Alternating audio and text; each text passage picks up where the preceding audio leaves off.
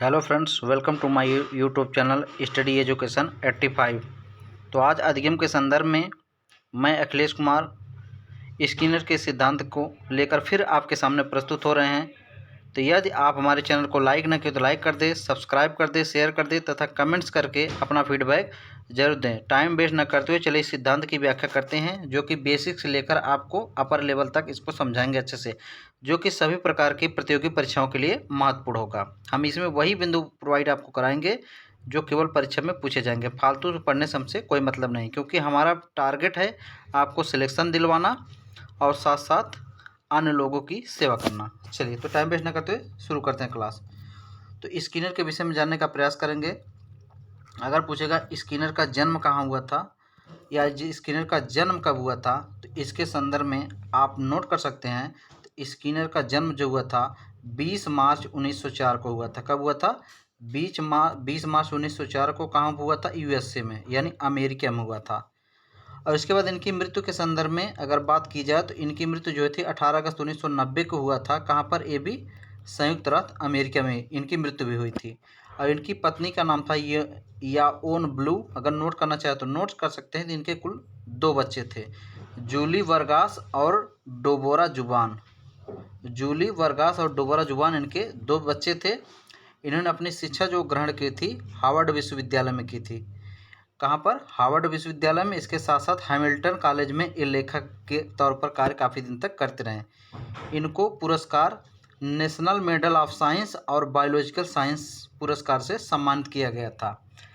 अगर इनकी पूरे नाम की बात चर्चा करें तो बुर्ज फ्रेडरिक स्किनर का पूरा नाम था। अगर ये किस विचारधारा से संबंधित थे, नोट करना चाहे तो नोट कर सकते थे। ये व्यवहारवादी थे। कैसे थे? व्यवहारवादी। इनके पिता पेशे से वकील थे। इनकी 2 पुस्तकें जो कुल पुस्तकें लगभग इनकी 21 थी। अगर टोटल पूछेगा तो इन्होंने कुल 21 पुस्तकें लिखी थी, जिसमें 180 लेख प्रकाशित किए थे। अगर लेख कितने प्रकाशित हुए थे? 180 लेख। उसमें पहली पुस्तक इनकी है, सबसे अच्छी पुस्तक जो है, कुछ मुख्य है, बिहेवियर ऑफ ऑर्गेनिज्म। कौन सी है? Behaviour of organism. नोट करना चाहे तो नोट कर सकते हैं। अगली बुक है beyond freedom and dignity. Beyond freedom and dignity. Beyond freedom and dignity 2-3 बार बोल देना ताकि आपको सुनाई दे। एक बुक और भी नोट करना चाहे तो नोट कर सकते हैं। हम उसका नाम आपको बता दे रहे हैं। तो उस बुक का नाम है, वो भी बहुत फेमस बुक है। तो चलिए नोट कर लीजिए उस बुक को। तो उस बुक का नाम है science in human behaviour. Science in human behaviour. मैं यहाँ लिख दे रहा हूँ, आप नोट करना चाहे तो लिख सकते हैं। साइंस इन ह्यूमन बिहेवियर लिखना चाहे तो लिख सकते हैं। Science in human behaviour. Science in human behaviour. तो इसके अतिरिक्त कुछ अन्य जानकारी आपको देने का प्रयास करते हैं। इन्होंने कुछ वैज्ञानिक आविष्कार का भी कार्य किया था। तो जैसे इन्होंने कौन कौन सा आविष्कार हैं वो भी नोट करना चाहे तो नोट कर सकते हैं, आपके परीक्षा में पूछे जा सकते हैं।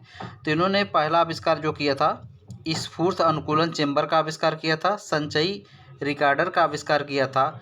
शिक्षण मशीन का आविष्कार किया था। हवा पालना का आविष्कार किया था। कबूतर निर्देशित मिसाइल का आविष्कार किया था। और मौखिक सुमेटर का किया था। वीडियो को पुश करके देख सकते हैं ध्यान से। फिर से सुन लीजिए। स्फूर्त अनुकूलन चेंबर का आविष्कार, संचयी रिकॉर्डर का आविष्कार, शिक्षण मशीन का आविष्कार, हवा पालना का आविष्कार, कबूतर निर्देशित मिसाइल का आविष्कार और मौखिक सुमीटर का आविष्कार। इसको नोट करना चाहे तो नोट कर सकते हैं। अगर ना दिख रहा हो तो हमारी आवाज़ सुनकर आप नोट कर सकते हैं, क्योंकि जो भी इसमें लिखा गया है उसी तरीके से हम आपको समझाने का प्रयास कर रहे हैं। चलिए, टाइम वेस्ट ना करते हुए आपको आगे लेके चलते हैं। इसके विषय में थोड़ा और अतिरिक्त अध्ययन करेंगे। तो चलिए स्किनर के विषय में जानते हैं। बताए थे स्किनर के विषय में थोड़ा और विधिवत जानते हैं। स्किनर कुल मिलाकर किस सिद्धांत के प्रतिपादक के रूप में फेमस है? प्रसूत अनुबंधन का सिद्धांत। कौन सा इनका सिद्धांत था? क्रिया प्रसूत अनुबंधन का सिद्धांत।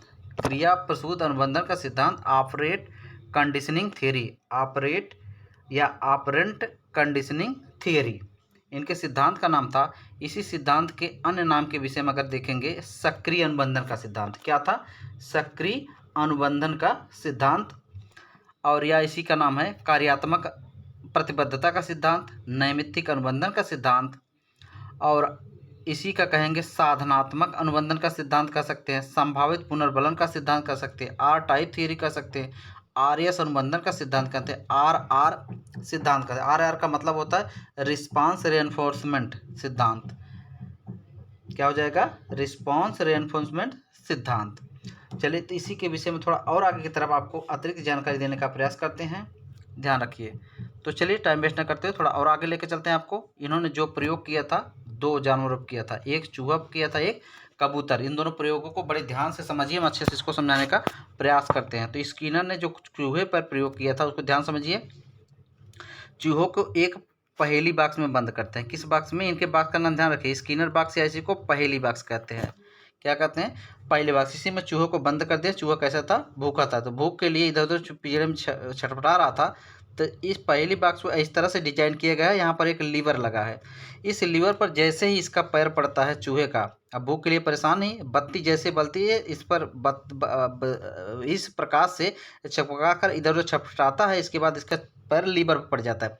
जैसे लीवर पड़ता है, यहाँ पर देखिए एक डिजाइन किया गया है भोजन।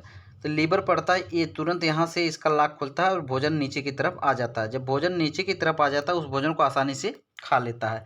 तो यानी ये प्रक्रिया कई बार करने के बाद, यानी एक बार उसको भोजन मिला तो वहाँ पर उसको पुनर्बलन मिल गया। पुनर्बलन मिल गया कि हाँ, हम ऐसा कुछ करेंगे तो हमको भोजन मिलेगा।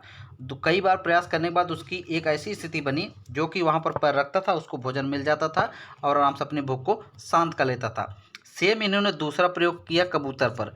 कबूतर को भी इस तरह से ऐसी मशीन में डिजाइन किया, यहाँ पर कबूतर को बैठा दिया और इसके बाद कबूतर भी भूखा था। कबूतर जैसे यहाँ पर अपना चोंच मारा, चोंच मारते ही अब सारी मशीन की प्रक्रिया एक सिस्टमेटिक ढंग से बनाई गई थी, जो कि यहाँ पर देखेंगे भोजन के माध्यम से इसके पैर के पास दाने आ गए, यानी ये भी अपना भूख शांत कर लिया।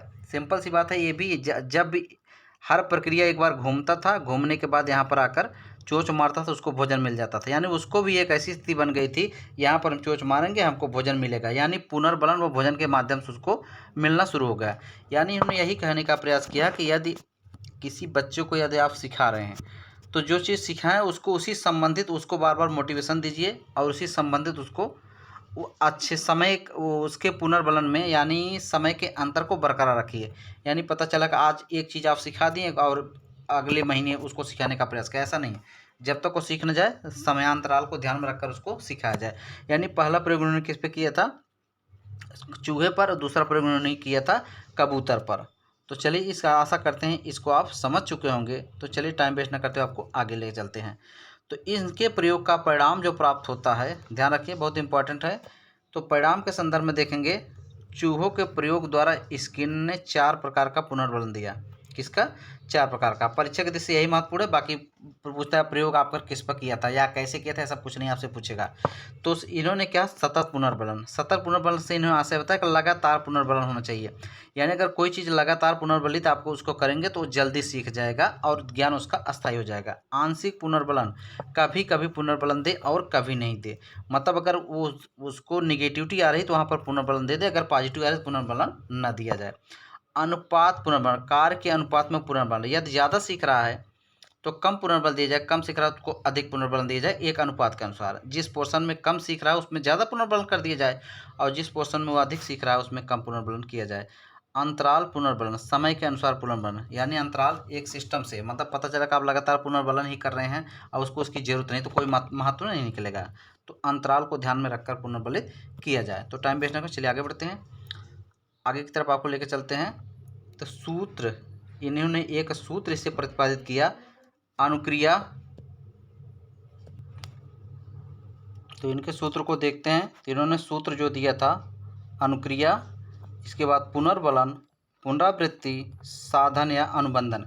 पर अनुक्रिया करेगा, इसके बाद अनुक्रिया अच्छी रहेगी तो पुनर्बलन होगा, पुनर्बलन होगा तो पुनरावृत्ति श्योर है। अब पुनरावृत्ति होगी एक साधन की प्राप्ति, यानी एक अनुबंधन बनेगा, बाद में आराम से वह सीख जाएगा। यानी ये सूत्र क्रम पूछे तो अनुक्रिया, पुनर्बलन, पुनरावृत्ति, साधन, एक क्रम में आपके क्वेश्चन बन सकता है। कुछ अतिरिक्त इंपॉर्टेंट पॉइंट हम यहाँ पर आपको नोट किए हैं तो उसको आप नोट करके उसको याद कर सकते हैं। पुनर्बलन अनुसूची शब्द का प्रयोग सर्वप्रथम किसने किया था? स्किनर ने किया था। स्किनर का जो प्रयोग है थॉर्नडाइक के प्रभाव के नियम पर आधारित है। स्किनर अधिगम सिद्धांत को रिक्त प्रणाली उपागम भी कहा जाता है। ये तीनों पॉइंट इंपॉर्टेंट है, इसको नोट करके आप याद कर सकते हैं क्योंकि परीक्षा में कई बार पूछे जा चुके हैं। तो इन्होंने कुछ सकारात्मक पुनर्बलन की चर्चा की है और कुछ नकारात्मक पुनर्बलन की चर्चा की है। तो ध्यान लीजिए कौन कौन सकारात्मक है और कौन कौन नकारात्मक है। तो भोजन, पानी, प्रशंसा, ये सब कैसे पुनर्बलन है? सकारात्मक है। शोर, पीड़ा, अपमान, ये कैसे हैं? नकारात्मक पुनर्बलन है। चलिए आगे बढ़ते हैं। शैक्षिक महत्व के संदर्भ में इनके विचार देख लेते हैं। शैक्षिक महत्व के संदर्भ में तो शैक्षिक महत्व में इन्होंने बालक के शब्द भंडार बढ़ाने में सहायक, आत्मविश्वास व चिंताओं को दूर करने में सहायक, सरल से कठिन शिक्षण का सूत्र का इन्होंने प्रयोग किया है, निदानात्मक उपचारात्मक शिक्षण में सहायक है, व्यवहार परिमार्जन का सकारात्मक चिकित्सा में सहयोग है, परिणाम की जानकारी प्राप्त करने में सहायक है, रेडियो, कैमरा, टीवी चलाना ऐसे सिद्धांत पर आधारित है। तो चलिए ये भी इम्पॉर्टेंट रखिए क्योंकि परीक्षा में ये भी कई बार आपके विशेषता के संदर्भ में पूछे जा चुके हैं। तो टाइम वेस्ट है, चलिए आगे बढ़ते हैं। तो कुछ अनुबंधन के इनके नियम हैं। अनुबंधन के नियम ध्यान रखिए। पहला नियम इनका क्या कहता है? क्रिया प्रसूद अनुक्रिया जिसके बाद पुनर्बलन उद्दीपक दिया जाता है उसे प्राणी बार बार करता है। अगला नियम कहता है पुनर्बल उद्दीपक वह उद्दीपक होता है जिससे क्रिया प्रसूत अनुक्रिया होने की संभावना होती है। यानी इनके क्रिया प्रसूत से आशय यह है, क्रिया प्रसूत इन्होंने कहा क्रिया प्रसूत, क्रिया मतलब आप जो कर रहे हैं, क्रिया प्रसूत मतलब जन्म, जहाँ से क्रिया यानी क्रिया पैदा होती है उसी को उन्होंने नाम दे दिया क्रिया प्रसूत। यानी क्रिया पैदा होगी, क्रिया होगी तो एक बंधन बनेगा, तो जिसे उन्होंने नाम दिया क्रिया प्रसूत अनुबंधन का सिद्धांत। चलिए आगे बढ़ते हैं। तो इनमें और पावलोव में थोड़ा सा विशेष अंतर के संदर्भ में क्वेश्चन बनता है, तो इसके विषय में जान लेते हैं। पावलोव ने कहा उद्दीपक प्रधान होता है। पावलोव ने कहा उद्दीपक प्रधान होता है, जबकि स्किनर ने कहा अनुक्रिया प्रधान होती है।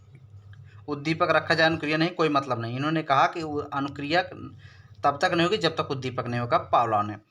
दूसरे पॉइंट पावलोव ने कहा उद्दीपक सामान्यीकरण, यानी उद्दीपक सामान्यीकरण के अनुसार कोई कार्य संभव होता है। इन्होंने कहा अनुक्रिया सामान्यीकरण। इसके बाद इन्होंने पहले पुनर्बलन कहा। इन्होंने कहा पहले पुनर्बलन पावलोव ने माना, लेकिन स्किनर के अनुसार कहा इन्होंने पुनर्बलन बाद में मिलता है, पहले अनुक्रिया होती है।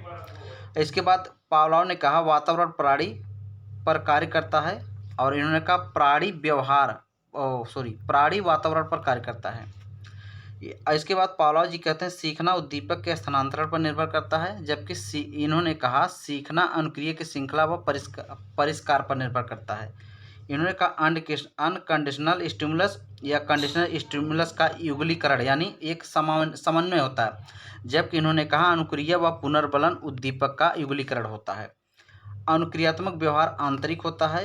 अब इनके अनुसार अनुक्रियात्मक व्यवहार बाहरी होता है, जो अनुक्रिया बाहर से यहाँ पर मिलती है व्यवहार के अनुसार, और पावलोव के अनुसार ये आंतरिक होती है। तो कक्षा को इसी पर हम रोकते हैं क्योंकि कक्षा ज़्यादा बड़ा हो जाएगा जो कि डिस्टर्ब होगी आपको।